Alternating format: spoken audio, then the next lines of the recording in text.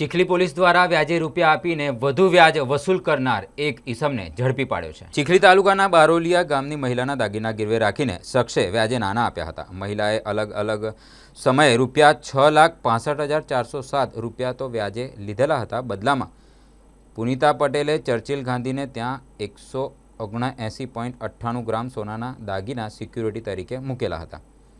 જો કે મહિલાએ વ્યાજ સહિતની રકમ ચૂકવી દીધા હોવા છતાં ગીરવે મૂકેલા દાગીના પરત ન આપી ગીરવે મૂકેલ સોનાના દાગીનાની વારંવાર મહિલાએ માંગણી કરવા છતાં ચર્ચિલ ઉર્ફે દિવ્યેશ ગાંધી દાગીના આપવા માટે ગલ્લા તલ્લા કરતો હતો।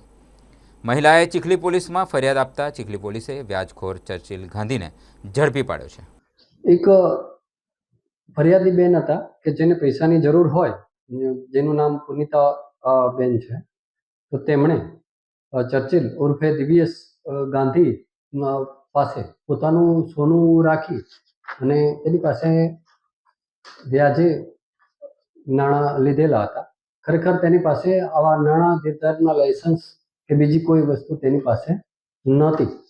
તો તેમ છતાં અને જ્યારે આ બેનને પોતાનું સોનું પાછું જોતું હોય ત્યારે આજે દિવ્યેશ કે જે નાણાં વ્યાજનું કામ કરે છે તેણે પોતાના પૈસા પાછા નહીં આપેલા હોય અને સોનું પણ પાછું નહીં આપેલું હોય, જેને કારણે તેની ઉપર આ બેને ગુજરાત નાણાં ધીરધાર અધિનિયમ મુજબ ગુનો ચીખલી પોલીસ સ્ટેશનમાં દાખલ કરવામાં આવેલો છે અને હાલ આગળની તપાસ ચાલુ છે।